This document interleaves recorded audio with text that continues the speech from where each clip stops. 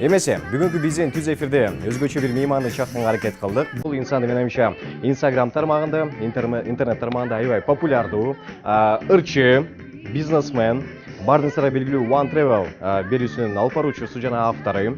Бул бизде дал ушул Loris деген дагы жакында эле ачылган жакшы бир парфюмдун жетекчиси Самат Дөлөтбаков байкебиз бизде түз эфирде конокто. Музыка. Билеш керекпи? Ассалам алейкум. Кош келиңиз. Эмне үчүн мен бүгүн костюм кийип келдим? Негизи мен бул эфирде киелик болчумун да. Сиз бүгүн костюм кийип келетип, мен да ошого окшошмун. Жакшы кылыптырсың аябай туура. Костюм кийип келиңиз. Жерге өтүңүз. Биз жанатан бери дал ушул Самат Дөлөтбаковдун кайсыл иштери менен алектенет экен деп ушул визиткасына карап чыктык. Барын сара белгилүү Loris парфюм, Jipar життардын эмеси, дүкөндөрү бар. Interjob бул жактан биз Россияга ишке жөнөтөбүз. One Travel берүүсү, One Magazine, Stafford. Бунун баарына каяктан жетишип атасыз?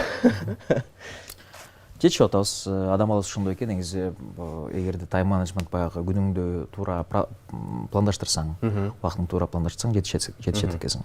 Анан кийин, Самат мырза, биз дал ушул сиз боюнча маалыматтар топтогондо, бул эфир эми буга чейинки эфирге окшош болуп калбасын деген ниетте, Instagramдан ылдый начен сүрөткө түшүп чыктык да.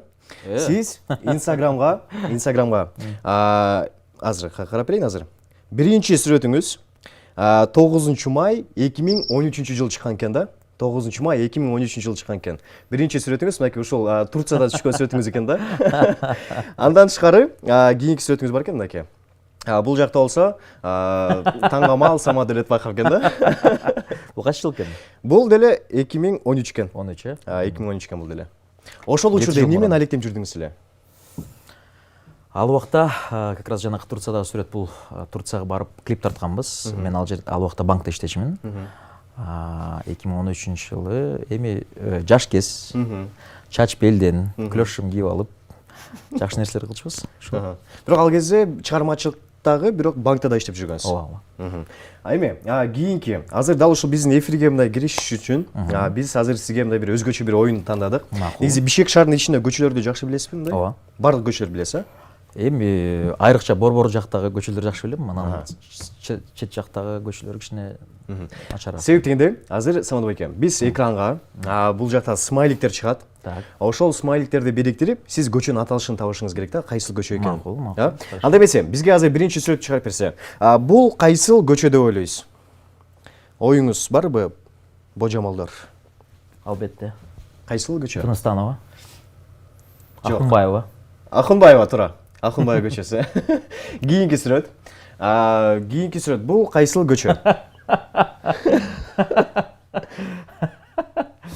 Так, бул эми мындай көчөлөр көп негизи. Фастфудтардын көчөлөрү. Бирок популярдуу. Популярдуу болгон жерби?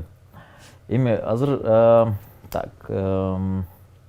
жалаң ресторандар болгон жер бар, бирок бул жерде дөнерлер турат. Эми Киевская советская болушу мүмкүн, Токтогула советская болушу мүмкүн, Сумдун жаны болушу мүмкүн, Шопокова. Так. Эми бир нече фастфудтар бар. Ошол эле Чүй Исанова болушу мүмкүн, мисалы. Бул Карпенко көчөсү. Себеп дегенде, ошол жакта мынакей шаурманын түрлөрү жасаган көчө да. Кийинки сүрөт. Кайсыл көчө деген. Бул кайсыл көчө? Буну мен ойымча азыр сүрөттү карап эле табат болушуңуз керек. Так, Лев Лайон да, Леон магазини, Киевстаги университеттер. Киевская? Жок. Так. 1, университеттер. 2, 3. Эмнеге Славянский университет турат? Бул эң жөнөкөй Самат байке. Бул жактан азыр өтө мындай логикага карабаш керек. Бул жерден бир карап эле айтып койсо болот да. Национальный. Жок, бул Лев Толстой көчөсү.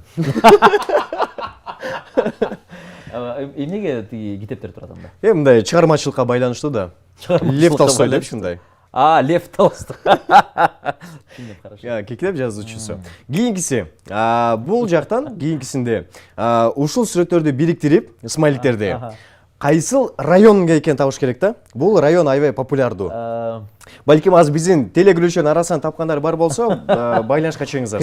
Криминалдуу район экен, билишимче, криминалдуу район. Так, кайсыл жер болушу мүмкүн? Эми бир Рободен жаны болушу мүмкүн, балким, же наоборот базарлардын Дордой тарап болушу мүмкүн, мисалы Ош базары тарап болушу мүмкүн. Эми азыр мен бир биздин баягы шаар тургундарынын райондорун айтсам кечирип коюшсуз мени. Батура ойлоп калбашсыз, бирок Восток Беш болуп калышы да мүмкүн. Восток Беш, сиз үчүн криминалдуу. Мен ал жерден кичине алысыраак турам да, эми билбейм, жаш кезде көп эле мушташ жүрбүз ал жерлерде. Ошол жерден, бирок бул ал жер эмес, бул Кызыл Аскер да негизи. Кызыл Аскер. Андан дагы криминалдуу жер. Ушу менен жыйынтыктадык. Ушул темадан тышкары эле, эртең бардык эми жаштар күткөн 14 февраль майрамы. Бүгүн 13 да. Анан кийин ушул негизи 14 февраль сиз үчүн майрамдайбы, майрам катары балким жубайыңызга белек берип. Жакшы суроо экен. Эми мен илгери азыраак сентименталдуу болчумун. Кийин ошо үйлөнгөндөн кийин ошол келинчегим көбүрөөк мени ошол бир романтикалаштырып салды окшойт. Андан ошо 14 февраль биздин үй бүлөдө чындап эле баягы мен келинчегим аябай жакшы көрөт. Кичинекей кызды болуп күтөт бул майрамды. Ошон үчүн эртең да биздин буюрса бир өзгөчө программабыз бар. Бул тууралуу ал билбейт. Программа түзөсүздөр кадимги? Эми албетте кечени уюштуруш керек. Кече бул деген эми биздин жашообуз эмоциядан турат да. Эгерде биздин жашообуз күнүгө эле ушундай боло берсе, анда бат өтүп кетет. Эмне үчүн дегенде биз артка карап туруп эмне болду эле көчөгөнү өткөн жума же бир жыл мурун деп эстей албасак, анда демек ошол жашообуз мындай кызыксыз өтүп кеткендей. Андыктан күнүгө колдон келишинче жашообузду эмоцияга толтуруп турушубуз керек. Ошон үчүн ушундай кечелер болсун, сюрприздер болсун, булар эмоция. Андыктан бул ошо адам баласына калыш керек деп ойлойм. Ошон үчүн бул жылы менин кезегим, бизде ушу жылда бөлүшүп турабыз. Бир жыл меники, бир жыл аныкы. Бул жыл менин кезегим. Бул жылы сиз мен уюштурам, бүт майрамдарым бар. Быйыл мен түзөм да мисалы. Уюштурам. Анда негизи бүгүнкү программабыздын башкы демөөрчүсү Safeness компаниясынан чоң рахмат айтабыз. Жана ушул Safeness компаниясынан бизде жакында эле ошол Неля деген ырчы айымыбызды билесиз да, сиздин эле кесиптешиңиз. Ушундай парфюм чыгарышкан. Ушул парфюмду анда биз балким биздин Newtwin атынан сиздин жубайыңызга эртеңкиге деп белек көп берип койсоңуз болот да. Чоң рахмат, сонун экен, буюрса жагат деп ишенемин. Рахмат чоң. Жана буюрса бардык телегөрүүчүлөргө дагы оюндарыбыз бар. Ошол оюндун алкагында дал ушундай мындан да белектерибиз көп берүүгө даярбыз. Жакында эле сиздин интервьюңуз көрүп калдым, ушу үй бүлөгө байланыштуу суроо болсун. Интервьюңузда айткан экенсиз, ушул кайсыл бир майрам ушул жылда келген өзүңүздүн үй бүлөлүк майрамда сизди жубайыңыз ушул банктан алып кетип атканда лимузин менен кирген экен дегенсиз да. Ал кандай болду эле ошондо? Кандай мисалы сиздин ошол жакта коллегаларыңыз, кесиптештер кантип карады эле мисалы?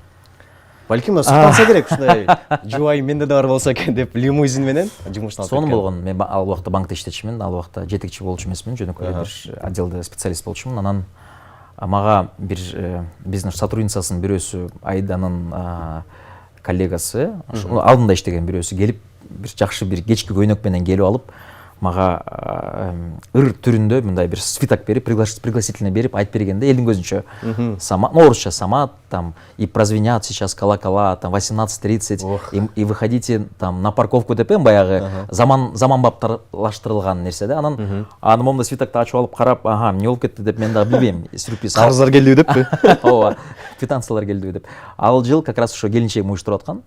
Анан карап, макул, саат ровно 18:00 же 18:30 чыгышым керек экен деп элеп чыга калсам эле лимузин келди, элдин көзүнчө, элдин баары карап калышты, коллегаларым баары чыккан. Ал убакта эми ошол имаратта 300гө жакын адам иштейт.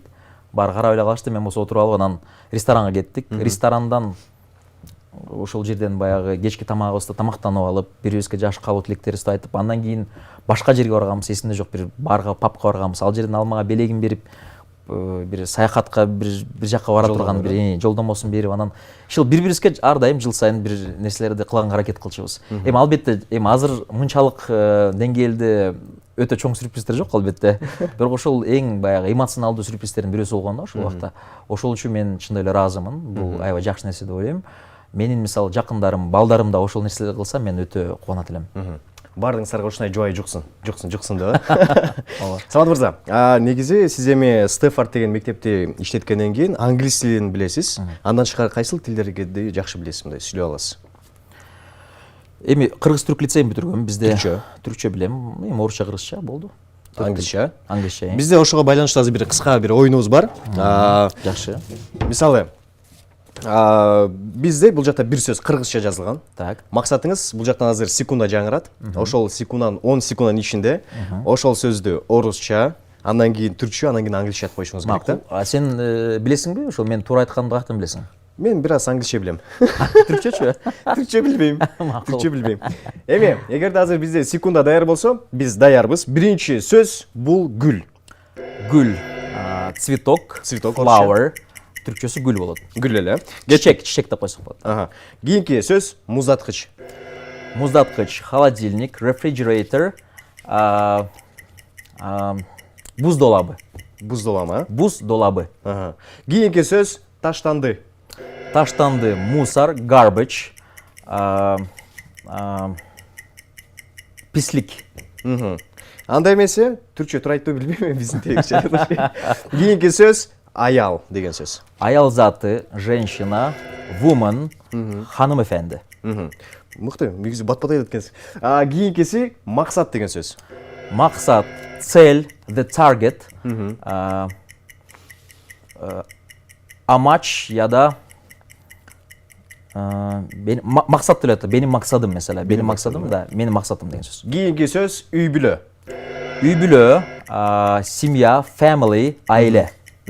Кийинки сөз кум шекер. Кум шекер, сахар, sugar, шекер. Мыкты, мынчалык эки тилде дароо отурган инсанга кол кыскы негизи. Сандырза мыкты. Баарыңыздарга ушундай англис тилин жана түрк тилин үйрөнүңүздөр ошон үчүн. Негизи бардык жагында керектейт, балким кийин бизнес жагында болсо дагы мындай сүйлөшүүлөрдө бул тил менимче керек болот деп ойлойм. Туптуура айтасыз. Негизи мен да ошо сиздин сөзүңүзгө кошулуп кетейин. Канча тил адам билсе, ошончо адам ошол адамда жашайт деп айтышат. Эмне үчүн дегенде тил билгенде тилди гана эмес, ошол улуттун, ошол адамдардын культурасын билесиң, менталитетин үйрөнгөнгө аракет кыласың. Андыктан сен көп кырдуу өнүгөсүң. Ошон үчүн бекерин айтылбайт, достор. Стаффордко келгиле. Stafford Language School, 9 микрорайон Бишкекте. Самат мырза, менде мындай суроо пайда болду. Мен буну интернеттен окуп калган суроолордун бири болду. Мындай орусча айтылган сөз экен да. Ты хоть прочитай 100 книг, но ты не поймешь женщин дейт да. Сиз айымдарды түшүнбөйсүң дейт да. Анан кийин айымдарды түшүнүү үчүн сиздин методикаңыз барбы мындай? Айымдарды кантип түшүнүш керек негизи? Мырза катары. Сонун суроо экен. Мынчалык оригиналдуу суроону көптөн бери угуп эле келем. Бул жашоо ошонусу менен кызык окшойт да негизи. Биз билбеген көп нерсе бар. Мисалы биз адам заты, адам баласы космостун баягы бүт секреттерин баарын тааный элек, биз билбейбиз. Океандын түбүндө эмне болуп атат тааныбайбыз, билбейбиз. Жана үчүнчү нерсе бул аял зат экен. Айымдардын башында эмне болуп атканын, эмне учурда кандай бир иш менен алек болуп атканын айымдар деле билбейт, чын айтайын, таанышпасын. Баягы кез-кезде отуруштар отуруп калганда я тебе желаю истинного женского счастья деп айтышат да. Айымдар айымга айтат да, мисалы эркек балдар айтса бир жөн. Айымдар айтып туруп анан кайра ремаркасын айтып коет. Ну я пока правда сама не знаю, что я хочу тебе пожелать, но женского счастья в твоем понимании депчи. Андыктан баягы ар бир адамдын эми албетте бакыт деген сөз. Ошол сөзгө келсек, мисалы, ошол контекстти айтып берип атам, мен түшүндүрүп берип атам. Бакыт деген сөз өзгөчө айымдарда бул ар бирөөнүн бакыты башкача болушу мүмкүн. Эми адамдарда деле негизи. Андыктан жашоо ушунусу менен кызык экен, билбейт экенбиз. Кандай алар билсек, анда жашоо кызыксыз болуп калмак да. Ооба, баарын билип алмакпыз. Баарын билмекпиз. Анда бизге эркектерге аял заты кызыксыз болуп калмак, аларга биз кызыксыз болуп калмакпыз. Баягы анда эмне жөнүндө сүйлөшөбүз? Суроолордун баары жообу эч ага эле табылган. Эмне жөнүндө ойлоп жатканын билебиз, мисалы. Катылган сырлар жок. Ошон үчүн баягы сиз мисалы программаңызда эле ребустарды берип атпайсыздарбы? Андыктан күнүгө ар бир күнүбүз, кечебиз болсун, бул да биз үчүн ребус болсун. Табышмактуу болуш керек. Табышмактуу болуп турсун. Билбейм, жакшы, менин оюмча. Жакшы.